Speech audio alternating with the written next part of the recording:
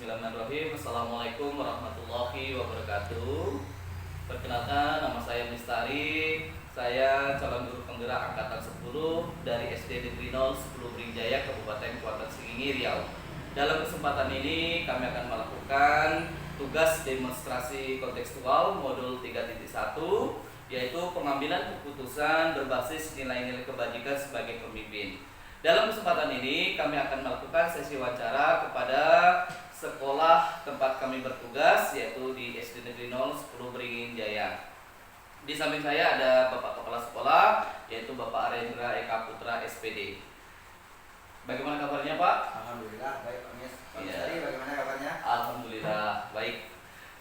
Minta waktunya sebentar ya, Pak. Ya. Sesuai dengan yang kami sampaikan beberapa hari yang lalu, pada hari ini kami akan melakukan sesi wawancara terkait dengan pengambilan keputusan yang ada di sekolah kita. Ya.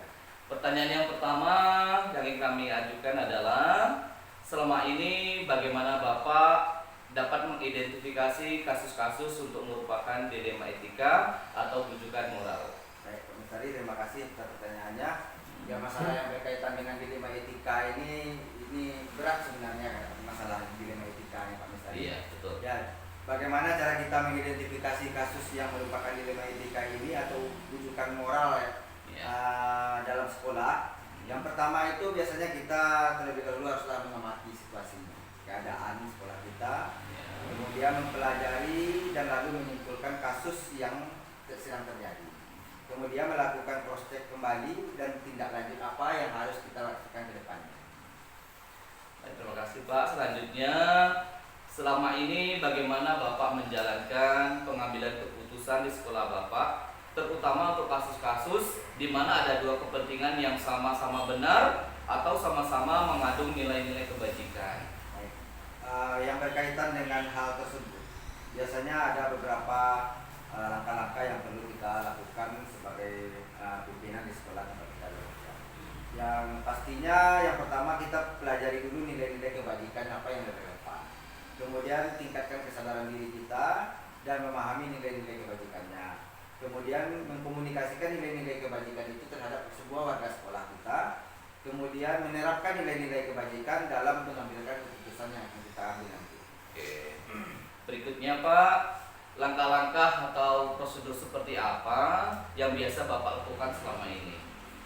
Prosedur-prosedur yang biasanya kita jalankan dalam pengambilan keputusan ini, yang pertama tentunya kita mengidentifikasi dulu fakta yang relevan. Kemudian identifikasi pihak terkait yang berkaitan dengan dilema etika tadi. Kemudian mempertimbangkan situasi dari pihak terkait. Kemudian cari beberapa alternatif solusinya yang akan kita buat dan kita sepakati, lalu pilih satu keputusan yang kita anggap tepat dan yang harus kita lakukan. Iya. Terima kasih. Selanjutnya, ini bagaimana atau hal-hal apa saja yang selama ini Bapak anggap efektif dalam pengambilan keputusan pada kasus-kasus dilema etika? Sebenarnya banyak sekali alternatif dalam menyelesaikan kasus-kasus dilema etika apalagi di sekolah. Tetapi terkadang kita memilih mana yang paling efektifnya. Biasanya kita melakukan yang pertama itu berpikir berbasis hasil akhir, kemudian berorientasi pada aturan yang benar, dan mengutamakan rasa peduli kita terhadap orang lain. Iya. Berikutnya Pak, hal-hal apa saja yang selama ini merupakan tantangan dalam pengambilan keputusan pada kasus-kasus dilema etika? Ya, yang namanya tantangan itu pasti ada, baik itu besar atau kecilnya tantangan itu. Ya, tantangan terbesar yang biasanya kita dalam mengambil keputusan dilema etika ini adalah bahwa dilema etika tersebut tidak menawarkan solusi yang jelas yang sesuai dengan norma etika. Kemudian apalagi ditambah dengan adanya tekanan dan pengaruh dari pemegang kepentingan atau yang mengambil kebijakan tersebut. Namun saya kembalikan lagi kepada nilai yang saya pegang, yang saya pegang teguh, dan aturan yang berlaku, serta tidak lupa kepedulian terhadap sesama juga harus kita pertimbangkan sebagai seorang pemimpin. Apakah Bapak memiliki sebuah tata kelola atau jadwal tertentu Pak dalam sebuah penyelesaian kasus dilema etika? Sebenarnya dalam menyelesaikan kasus dilema etika, untuk menentukan waktu itu terkadang kita lihat dulu seberapa penting kasus tersebut kita pecahkan, Iya. dan seberapa besar kasusnya yang ada di sekolah kita. Apabila kasusnya itu tidak bisa diselesaikan pada saat itu juga, pasti kita ambil alternatif lain. Kita berdiskusi dengan rekan guru dan bagaimananya. Apabila kasus itu tidak terlalu berat dan bisa diselesaikan saat itu juga, yang diselesaikan saat itu. Apakah Bapak langsung menyelesaikannya di tempat itu atau memiliki sebuah jadwal untuk menyelesaikannya, Pak? Ya, itu yang sudah saya jelaskan di awal tadi, Pak Mistari. Pengambilan keputusan atau menyelesaikan masalah itu tergantung terhadap besar dan kecilnya suatu masalah. Tentunya kalau masalahnya besar, tentu kita buat penjadwalannya, karena kita tidak bisa menyelesaikan sendiri. Ada pihak-pihak terkait yang dapat mendukung dalam memecahkan masalah yang kita hadapi di sekolah kita. Iya. Terus Pak, yang ingin ditanyakan adalah bentuk atau prosedur seperti apa yang sudah Bapak jalankan? Ya. Yang pertama, nilai-nilai kebajikan dalam diri, prinsip pengambilan keputusan, paradigma berpikir dalam langkah-langkah pengambilan keputusan itu sendiri yang menjadi dasar pengambilan keputusan, sehingga nanti keputusan kita itu bisa dipertanggungjawabkan. Adakah seseorang atau faktor-faktor apa saja yang selama ini mempermudah atau membantu Bapak dalam pengambilan keputusan dalam kasus-kasus dilema etika, Pak? Ya. Tentu dalam menyelesaikan kasus ini kita tidak bisa menyelesaikan sendiri, apalagi kasus itu berat yang berkaitan dengan kasus-kasus yang dapat menimbulkan permasalahan yang ada di sekolah kita. Tentu kita punya rekan yang bisa membantu kita di sekolah, terutama yang berkaitan dengan kesiswaan. Itu perlu kita berdiskusi bagaimana bersama-sama mengacu pada aturan yang berlaku dan mempertimbangkan dampak dan baik itu dampak baiknya dan buruknya, di mana dampak buruk yang paling minimal yang harus kita ambil. Tentu yang paling penting itu jalan terbaik dalam menyelesaikan masalah. Betul sekali. Terakhir Pak, dari semua hal yang telah Bapak sampaikan, pembelajaran apa yang dapat Bapak petik dari pengalaman Bapak mengambil keputusan dilema etika? Ya. Dalam pengambilan keputusan pada kasus dilema etika ini banyak sekali pembelajaran yang bisa saya ambil dari sini. Yang pertama, beberapa hal yang perlu saya pelajari kembali, yaitu di setiap permasalahan itu atau suatu kasus yang ada di sekolah yang dapat kita selesaikan, itu haruslah diselesaikan dengan cara yang baik, bisa melalui musyawarah dan melalui 9 langkah pengambilan keputusan. Kemudian tidak perlu egois, tetapi kita harus mengingat pentingnya kebersamaan dan kenyamanan, keamanan dan perdamaian di sekolah kita. Iya. Baik Pak, Ya. terima kasih, seluruh pertanyaan sudah kami berikan. Terima kasih atas jawabannya. Demikianlah kami lakukan sesi wawancara pada kesempatan ini. Terima kasih karena telah meluangkan waktu, ya. Kemudian mohon maaf karena telah menyita waktu Bapak pada siang hari ini. Baik, demikian. Wassalamualaikum warahmatullahi wabarakatuh.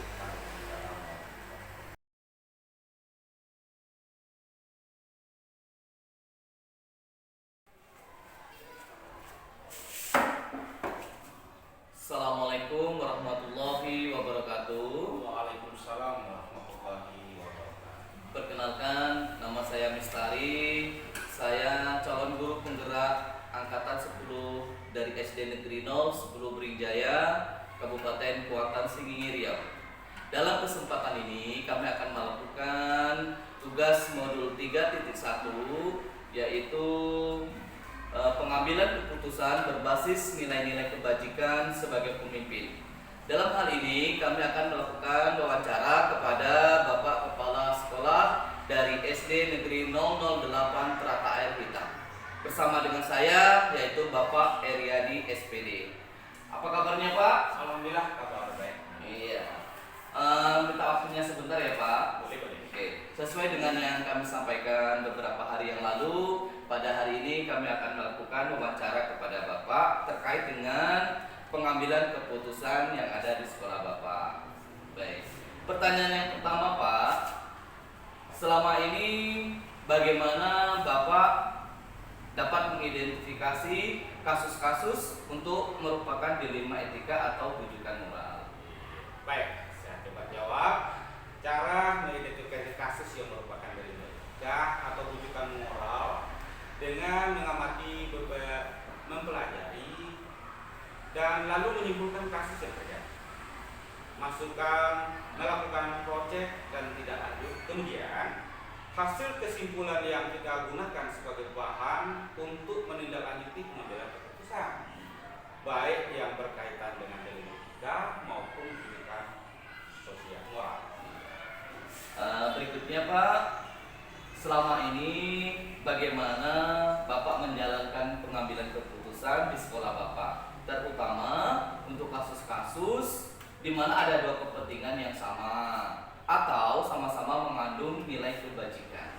Baik, pengambilan keputusan pada kasus dilema etika di sekolah, yang pertama mempelajari nilai-nilai kebijakan yang tepat. Yang kedua, tindakan berdasarkan maksud kami tindakan kesadaran ya, kesadaran diri dalam bahkan nilai-nilai kebajikan. Kemudian nilai-nilai kebajikan kepada warga sekolah. Kemudian terapkan nilai-nilai kebajikan dalam mengambil keputusan. Selanjutnya Pak, yang ingin kami tanyakan adalah bagaimana langkah-langkah atau prosedur seperti apa nih yang biasanya Bapak lakukan selama ini? Baik, prosedur yang dilakukan untuk membantu memberikan solusi menghadapi dilema etika sebagai berikut. Yang pertama itu mengidentifikasi fakta yang relevan. Berikutnya mengidentifikasi pihak yang terkait, mempertimbangkan situasi dari pihak yang terkait. Berikutnya kemudian dicari beberapa alternatif solusi. Selanjutnya lalu dipilih suatu keputusan yang tepat ya dan yang harus dilakukan. Iya. Luar biasa ya Pak. Selanjutnya Pak, yang kami tanyakan adalah hal-hal apa saja yang selama ini Bapak anggap paling efektif dalam pengambilan keputusan pada kasus-kasus dilema etika? Ketika kita berhadapan dengan dilema etika, hal yang cukup efektif dalam mengambil keputusan kasus dilema etika, yang pertama berpikir berbasis nilai hasil akhir ya, nilai akhir. Kemudian berorientasi pada aturan yang benar. Yang berikutnya yang ketiga yaitu mengutamakan rasa hukum. Kemudian Pak, selanjutnya hal-hal apa saja yang selama ini merupakan tantangan dalam pengambilan keputusan pada kasus-kasus dilema etika? Tantangan terbesar dalam pengambilan keputusan dilema etika adalah membawa dilema etika tersebut tidak menawarkan solusi yang jelas yang sesuai dengan norma etika. Ditambah lagi ada tekanan dan pengaruh dari kebijakan. Namun saya kembali lagi pada nilai-nilai yang saya pegang, yang saya pegang teguh dalam aturan yang berlaku, serta tidak lupa kepedulian terhadap sesama juga harus saya pertimbangkan. Berikutnya Pak, apakah Bapak memiliki sebuah tata kelola atau jadwal tertentu dalam sebuah penyelesaian kasus dilema etika? Baik, tergantung seberapa mendesak dan seberapa besar ya pengaruh terhadap lembaga yang saya pimpin. Jika memang melakukan waktu dan pihak lain yang terlibat, dan maka saya membuat solusi dan membuat alokasi waktu khusus untuk menyelesaikan kasus. Berikutnya, apakah Bapak langsung menyelesaikannya di tempat atau memiliki jadwal khusus untuk menyelesaikannya Pak? Sebagai seorang kepala sekolah, tentu saya harus mampu membuat keputusan dengan berdasarkan nilai kebijakan yang terkadang saya sering dengan dewan guru, dengan dewan komite, dan pihak yang terkait juga bukan hal yang salah selama hal itu baik untuk lembaga yang saya pimpin. Berikutnya, bentuk atau prosedur seperti apa yang Bapak lakukan atau jalankan? Di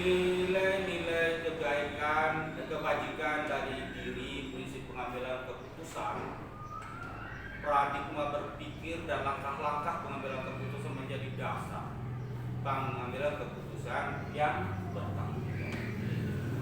Ini selanjutnya Pak, adakah seseorang atau faktor-faktor apa saja yang selama ini mempermudah atau membantu Bapak dalam pengambilan keputusan dalam kasus-kasus dilema etika? Semua persoalan bisa dicari jalan keluar jika kita diskusi bersama dengan mengacu pada aturan yang berlaku dan mempertimbangkan dampak baik buruk, di mana dampak buruk yang paling minimal yang kita.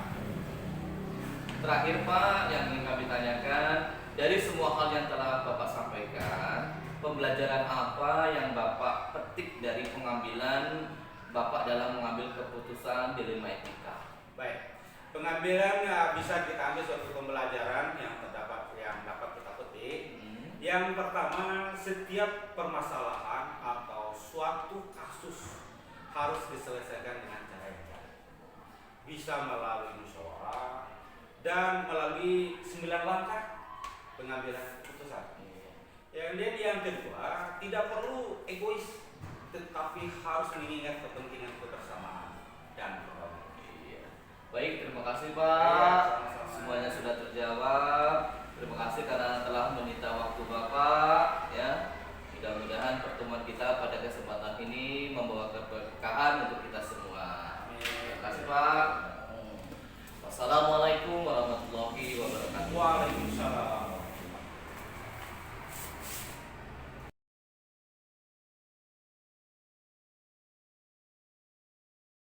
Bismillahirrahmanirrahim. Assalamualaikum warahmatullahi wabarakatuh. Perkenalkan, nama saya Mistari. Saya calon guru penggerak angkatan 10 dari SD Negeri 010 Berijaya, Kabupaten Kuantan Singingi, Riau. Dalam kesempatan ini kami akan melakukan tugas modul 3.1 demonstrasi kontekstual, yaitu pengambilan keputusan berbasis nilai-nilai kebajikan sebagai pemimpin. Dalam hal ini di samping saya sudah ada Bapak Kepala Sekolah SMP Negeri 2 Sentaju Raya, yaitu Bapak Dr. Andes Marta Yulis. Apa kabarnya Pak? Ya. Sesuai yang kami sampaikan beberapa hari yang lalu, bahwa pada hari ini kami akan melakukan wawancara terkait dengan pengambilan keputusan yang ada di sekolah Bapak. Ya. Baik Bapak, bisa dimulai? Ya, silakan. Oke. Pertanyaan yang pertama Pak, selama ini bagaimana Bapak mengidentifikasi kasus-kasus untuk dilema etika atau bujukan moral yang ada di sekolah Bapak? Terima kasih. Cara mengidentifikasi kasus yang merupakan dilema etika dan bujukan moral adalah dengan mengamati, mempelajari, lalu menyimpulkan kasus yang terjadi, melakukan cross check dan tindak lanjut. Kemudian dari hasil kesimpulan yang digunakan sebagai bahan untuk menindaklanjuti pengambilan keputusan, baik yang berkaitan dengan dilema etika maupun bujukan moral. Yang kedua yang kami tanyakan Pak, selama ini bagaimana Bapak menjalankan pengambilan keputusan di sekolah Bapak, terutama untuk kasus-kasus yang merupakan ada dua kepentingan yang sama-sama benar atau sama-sama mengandung nilai kebajikan. Baik. Pengambil keputusan pada dilema etika di sekolah ini, pertama kita mempelajari nilai-nilai kebajikan yang relevan. Kemudian yang kedua, tingkat kesadaran diri dan pemahaman nilai-nilai kebajikan, mengkomunikasikan nilai-nilai kebajikan kepada warga sekolah. Kemudian terapkan nilai-nilai kebajikan dalam pengambilan keputusan. Iya. Kemudian selanjutnya yang ketiga, bagaimana langkah-langkah atau prosedur yang biasanya Bapak lakukan selama ini Pak? Baik. Prosedur yang dilakukan untuk membantu memberikan solusi dalam menghadapi dilema etika ini dilakukan sebagai berikut. Yang pertama, mengidentifikasi fakta yang relevan. Yang kedua, mengidentifikasi pihak terkait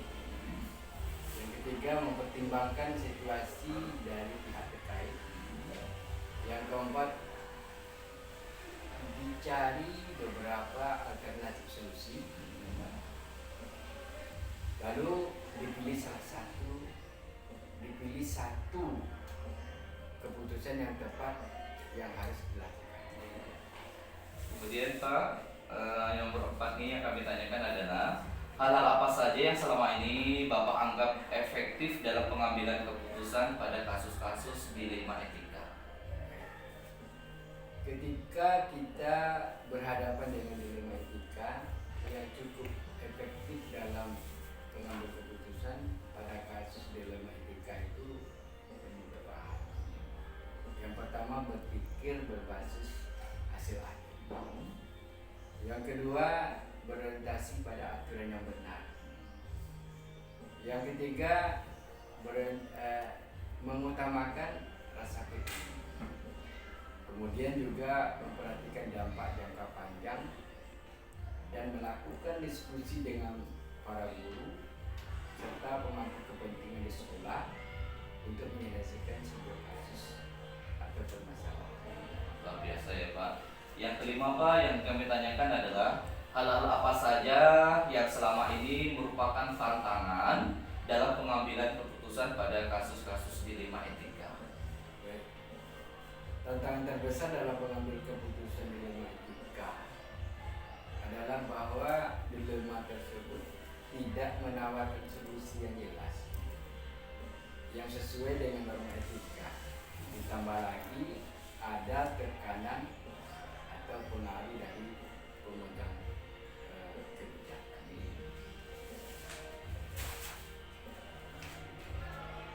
Namun saya kembalikan lagi pada nilai-nilai yang saya pegang teguh dan aturan yang berlaku, serta tidak lupa kepedulian terhadap sesama juga harus saya pegang.